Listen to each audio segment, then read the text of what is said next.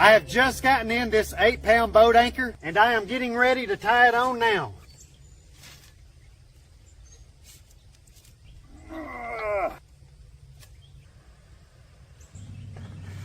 And what I really like about this style anchor as opposed to say this style anchor is that whenever I throw this one out, it still bumps along the bottom sometimes and doesn't really stop me, as opposed to throwing this anchor out. Whenever these tips hit the bottom and resistance meets the anchor, they dig into the bottom, securely holding the boat in place. And as soon as I finish prepping and connecting this latch, I will take this out into the pond and demonstrate exactly how it works.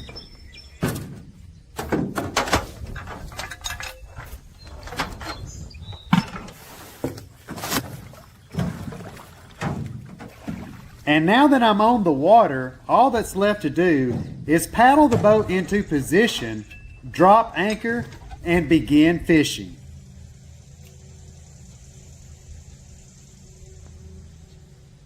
Looks like there's one now. And now, after experiencing how well this anchor keeps the boat put in place, I have no problem issuing it an official 5-star review.